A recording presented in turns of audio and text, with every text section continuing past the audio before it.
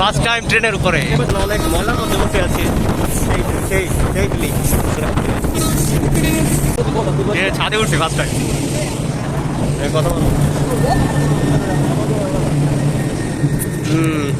এত ভিড় ছিল আজকে যেতেই পারি নাই। মাঝে বরাবর উঠছি আসতে, দেখা যায় যদেপুর গিয়ে নামতে পারি কিনা। আবার গিয়ে ট্রেন থামে গেছে।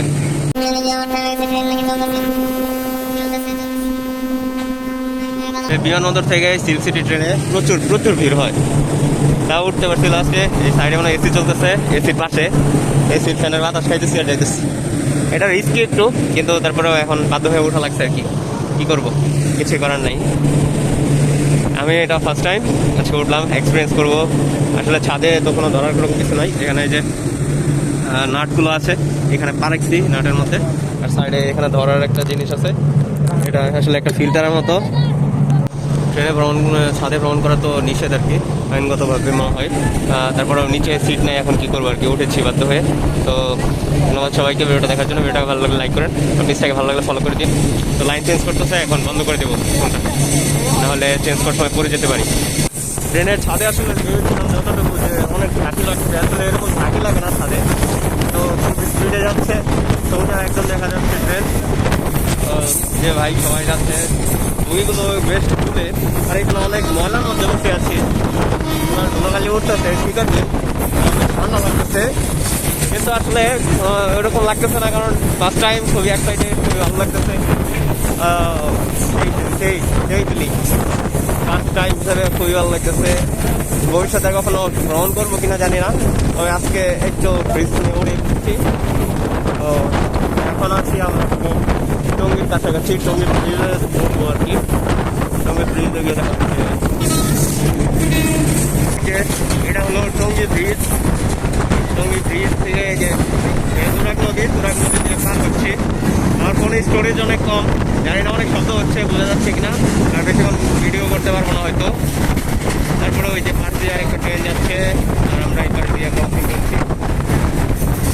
আসলে খুবই মজা লাগছে আমার কাছে।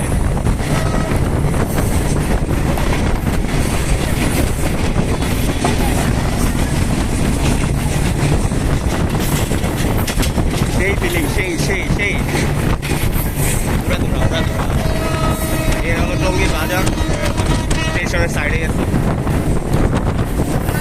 তো এখন আর ভিডিও করবো না, আমার সময় যদি পারি কিছুটা ভিডিও করবো হয়তো। Thank you.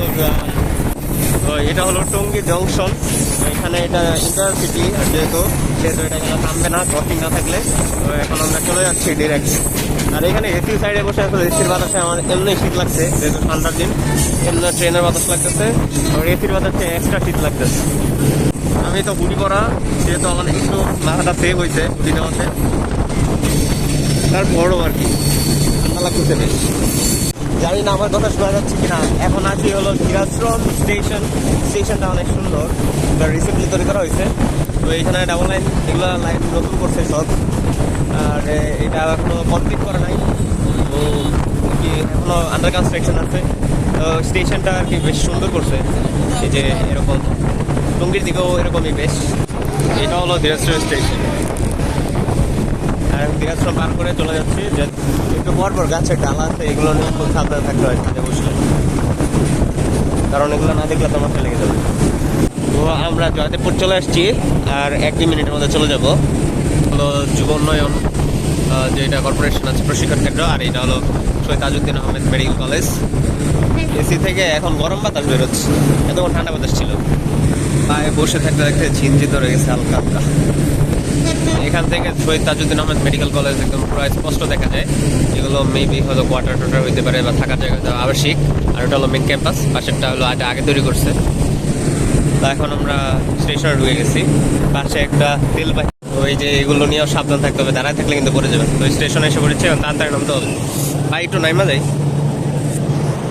তো ফাইনালি নামছি, যেখান থেকে উঠতেছিল দেখলেন, আর স্যার বলতেছে নামতে। আসলে নামাটা আসলে ওঠাটা ঠিক না, যা বুঝলাম। ফাইনালি যে ভাই নামতেছে এভাবে। তো আপনাদের সবার কাছে রিকোয়েস্ট, আপনারা কেউ ট্রেনের ছাদে ভ্রমণ করবেন না, কারণ কখন যে কোন দুর্ঘটনা ঘটে যাবে কেউ জানে না। যেভাবে নামতেছে ওইভাবে নামছি আর কি। আর ওই যে আরেকজন উঠতেছে, সবাইকে নামতে বলতেছে কিন্তু নামের আসলে জায়গা নাই যেহেতু ট্রেনে।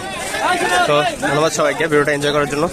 এখন তো দেখে থাকলে অবশ্যই ভিডিওটাকে ভালো লাগছে আপনার, তাহলে আমার পেজটাকে ফলো করে দিন আর ভিডিওটাকে শেয়ার করে দিন। দেখাবেন নতুন ভিডিওতে। সবাই ভালো থাকবেন, সুস্থ থাকবেন। আসসালামু আলাইকুম।